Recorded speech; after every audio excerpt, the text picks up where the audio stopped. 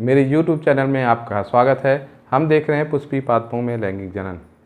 आज का जो टॉपिक है वो है मादा युग्मोद्भिद, जिसको हम फीमेल गैमेटोफाइट कहते हैं।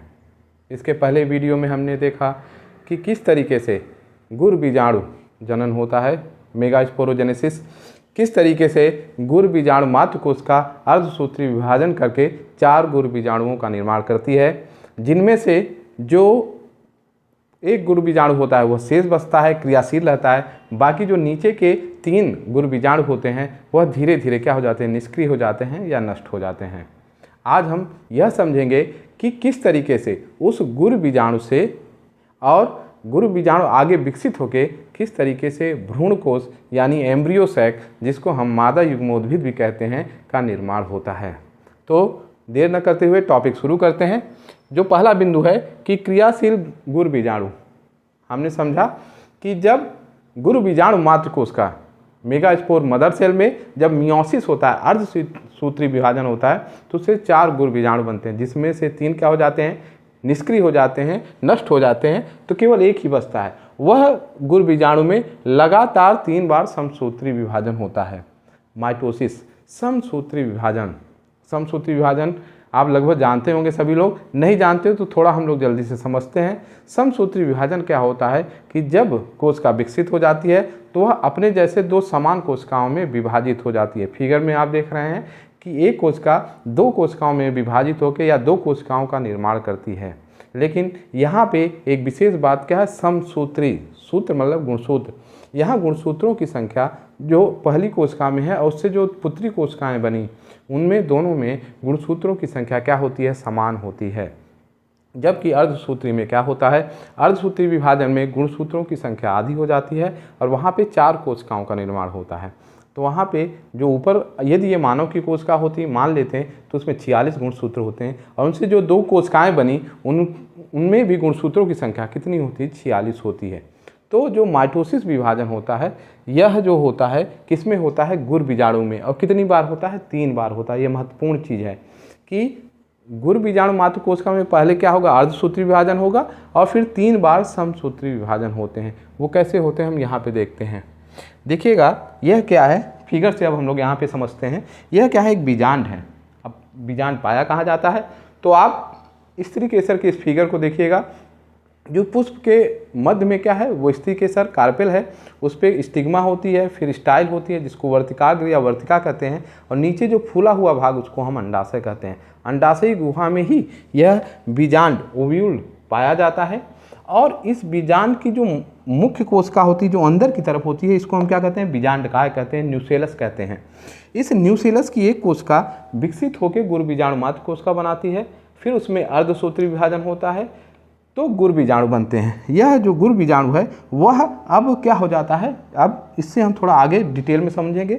यह गुर बीजाणु क्या होता है, हैप्लॉयड होता है, अगुणित होता है, क्योंकि अर्धसूत्री विभाजन के बाद इसका निर्माण होता है।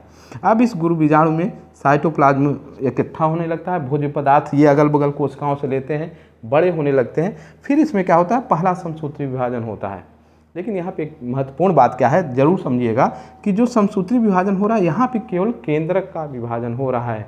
ये महत्वपूर्ण बात, यहाँ पे सिर्फ केंद्रक का विभाजन, जिसको हम कैरियोकाइनेसिस कहते हैं। जैसे समसूत्री विभाजन हुआ, इस फिगर में देखिएगा, तो पहले केंद्रक विभाजित होता है, फिर 2 कोशिकाएं जो सेल मेम्ब्रेन है यानी कोशिका कला है, वह धीरे से बीच से अलग हो जाती है, तो 2 कोशिकाएं बन जाती हैं। लेकिन यहाँ पे केंद्रक कला विभाजित नहीं हो रही है, ध्यान से समझिएगा। ये एक केंद्रक है, जब पहला समसूत्री विभाजन हुआ तो 2 केंद्रक का निर्माण हो गया। लेकिन यहाँ पे कहीं भी कोशिका कला जो है अंदर आके या सेल वाल अंदर आके कोशिका विभाजन नहीं कर रही है। अब होता क्या है, अब इस कोशिका के अंदर, इस गुर बीजाणु के अंदर कितने केंद्रक हो गए, 2 केंद्रक हो गए। पहला समसूत्री विभाजन और उससे क्या बना, एक गुर बीजाणु बना जिसमें कि 2 केंद्रक हैं। अब फिर क्या होता है, सेकेंड समसूत्री विभाजन। अब यहाँ पे दूसरा समसूत्री विभाजन होगा, पहले की तरह होगा, केवल केंद्रक का विभाजन होगा, यहाँ कोशिकाओं का निर्माण नहीं होगा। फिर ये गुर बीजाणु मातृ कोशिका फिर आगे जाती है और फिर 2 केंद्रक ऊपर बनते हैं और 2 केंद्रक नीचे। अब यह गुर बीजाणु 4 केंद्रीय या 4 न्यूक्लिएटेड 4 न्यूक्लिएटेड स्ट्रक्चर या अवस्था में आ जाती है। फिर अब इन 2 की तरह फिर तीसरा समसूत्री विभाजन होता है। यहाँ पे 3 समसूत्री विभाजन हुए और तीनों समसूत्री विभाजन में सिर्फ और सिर्फ केंद्रक का ही विभाजन होता है। यहाँ पे भी सिर्फ केंद्रक का विभाजन होगा और प्रत्येक केंद्रक जब 2-2 केंद्रकों में टूट जाएगा तो यहाँ पे 4 है, तो जो 8 केंद्र की अवस्था आती है जिसमें कि 8 केंद्रक आ जाते हैं उस गुरु बीजाणु के अंदर। अब जैसे ये 8 केंद्रक आ गए तो फिर क्या होता है, यहाँ पे हम समझते हैं जो ऊपर वाला सिरा होता है उसको हम कैलाजल सिरा कहते हैं और जो नीचे वाला सिरा होता है उसको बीजांड द्वारी सिरा। अब कैसे कहते हैं यहाँ पे थोड़ा समझते हैं। जो कैलाजा बीजांड का ये वाला भाग होता है वो कैलाजा कहलाता है और ये वाला भाग क्या कहलाता है, बीजांड द्वार, माइक्रोपाइल।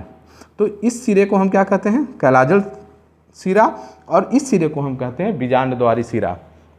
अब जब कैलाजल सिरा है और बीजांड द्वारी सिरा है तो वहाँ से एक एक केंद्रक कहाँ चले आते हैं, ध्रुवों से वो केंद्रक, एक ध्रुव इधर है, एक किनारा इधर है, एक किनारा इधर है, वहाँ से एक एक केंद्रक चलते हैं कहाँ पे, एक नीचे की तरफ चलेगा, ये ऊपर की तरफ। ये दोनों केंद्रक कहाँ पे आ जाते हैं, मध्य में आ जाते हैं।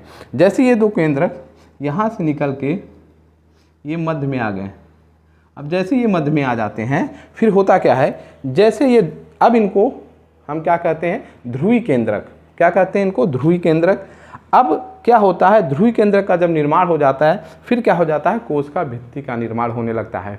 अभी तक जितने भी समसूत्री विभाजन हुए, पहला यहाँ पे पहला समसूत्री विभाजन, दूसरा समसूत्री विभाजन और तीसरा समसूत्री विभाजन, यहाँ कहीं पे भी कोशिका कला या कोशिका भित्ति का निर्माण नहीं हुआ। लेकिन अब यहाँ पे कोशिका भित्ति का निर्माण होता है और जैसे कोशिका भित्ति का निर्माण होता है तो ऊपर की तरफ 3 कोशिकाएं, ये जो 3 केंद्रक हैं वो ऊपर की तरफ कैलाजल सिरा की तरफ 3 कोशिकाएं बना लेती हैं और जो नीचे वाली ये 3 कोशिकाएं हैं वो नीचे की तरफ बीजांड द्वारी सिरा के तरफ 3 कोशिकाओं का समूह बना लेती हैं और जो बीच में होती है वह बीच में एक अलग कोशिका बन जाती है। अब इनके नाम क्या हैं, अगर हम यहाँ पे नाम समझ लेते हैं तो बहुत अच्छी तरीके से हम भ्रूण कोश की संरचना को समझ लेते हैं। और होता क्या है, यह गुरु बीजाणु इन 3 समसूत्री विभाजन के फलस्वरूप पूरी तरीके से भ्रूण कोश एम्ब्रियो सैक में विकसित हो जाता है और यही एम्ब्रियो सैक क्या कहलाता है, मादा युग्मोद्भिद। अब यहाँ पे हम समझते हैं कि जो ऊपर कैलाजल सिरा की तरफ की जो 3 कोशिकाएं होती हैं उसे हम प्रतिव्यासांत कोशिकाएं कहते हैं या एंटीपोडल सेल्स कहते हैं। इन कोशिकाओं का कार्य अभी तक नहीं समझ में आया या इनका कोई कार्य नहीं होता। तो यह कोशिकाएं क्या होती हैं, बिना किसी कार्य के होती हैं, जिनको एंटीपोडल सेल्स कहते हैं। इनकी संख्या 3 होती है।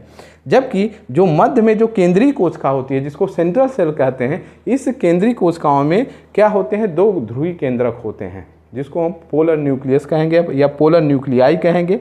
ये केंद्रीय कोशिका है, ये मध्य में, और इस मध्य में क्या होते हैं, ध्रुवी केंद्रक पाए जाते हैं। जो नीचे की तरफ जो संरचना होती है यह संरचना क्या कहलाता है, इसको हम कहते हैं या तो अंड समुच्चय कहेंगे या तो इसी को हम अंड उपकरण कहते हैं।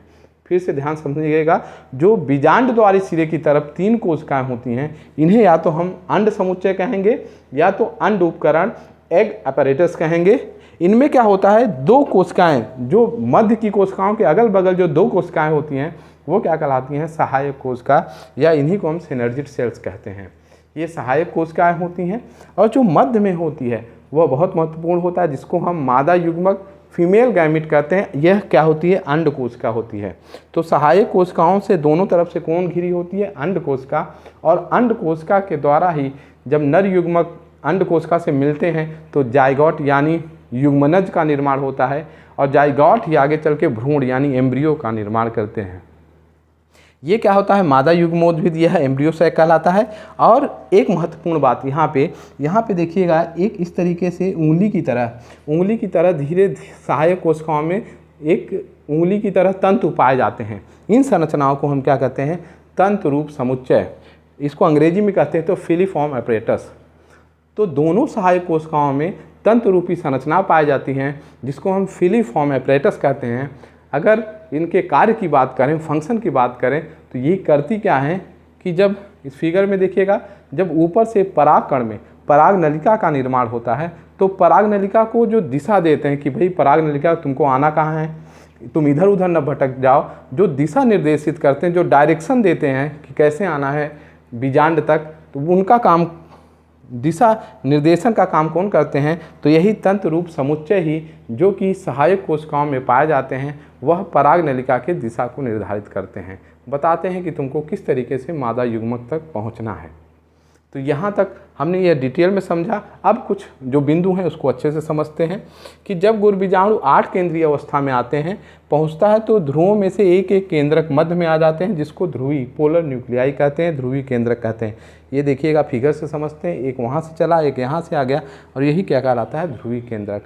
अगले बिंदु को समझते हैं कि अब गुरबीजाणु में कोशिका भित्ति का निर्माण हो जाता है। अब यहाँ 8 अवस्था आ गई। 8 अवस्था के बाद जैसे अब हम आगे बढ़ते हैं, अब इसमें सेल वॉल यानी कोशिका भित्ति बनने लगती है, जिससे कैलाजल सिरे की तरफ 3 कोशिकाएं बनती हैं। कैलाजल सिरा ये वाला है, यहाँ पे 3 कोशिकाएं बनती हैं, जिसको प्रतिव्यासांत एंटीपोडल सेल्स कहते हैं। इसको हमने समझ भी लिया है फिगर में। अगले पॉइंट पे आते हैं, बीजांडद्वारी सिरा। बीजांडद्वारी सिरा ये वाला सिरा, इस बीजांडद्वारी सिरे के समूह में अंड उपकरण, ये 3 कोशिकाएं क्या कहलाती हैं, या तो अंड उपकरण कहलाते हैं, या इसी को हम अंड समुच्चय कहेंगे, और अंग्रेजी में बात करें तो एग अपरेटस कहते हैं, जिसमें 2 सहायक कोशिकाएं सिनर्जिड्स होती हैं, अगल बगल वाली क्या होती हैं, सहायक कोशिकाएं होती हैं, और एक अंड कोशिका होती है। यहाँ पे लिखा हुआ एक अंड कोशिका होती है, एक सेल, यहाँ पे एक अंड कोशिका होती है। बात समझ में आ गई। अब अगले बिंदु पे आते हैं, इस 8 केंद्र की, ये नीट के एग्जाम में और यूपी बोर्ड में पूछा गया कि एम्ब्रियो सैक में कितने केंद्रक और कितने कोशिकाएं पाई जाती हैं। तो ये इंपॉर्टेंट पॉइंट है, इसको याद रखिएगा कि एम्ब्रियो सैक में 8 केंद्र की, 8 न्यूक्लिएटेड, एंड उसमें कितनी कोशिकाएं होती हैं, 7 कोशिकी, 8 केंद्र की और 7 कोश की संरचना को हम क्या कहते हैं, भ्रूण कोश या एम्ब्रियो सैक कहते हैं। तो 8 न्यूक्लिएटेड आए, 7 सेल स्ट्रक्चर आए, तो वह क्या होता है, ओव्यूल के अंदर वो एम्ब्रियो सैक यानी भ्रूण कोश कहलाता है। आगे देखते हैं कि सहायक कोशिकाओं में, ये जो सहायक कोशिकाएं हैं, इनमें तंत्र रूप समुच्चय, ये देखिए बताया गया था कि उंगली की तरह संरचनाएं पाई जाती हैं, इनको हम फिलीफॉर्म एपरेटस कहते हैं, पाए जाते हैं, जो कि पराग नलिका को दिशा निर्देश प्रदान करते हैं। ये डायरेक्शन देते हैं कि पराग नलिका किस तरीके से आएगी। अगला बिंदु है, लास्ट बिंदु है, भ्रूण कोश को ही मादा युग्मोद्भिद कहते हैं।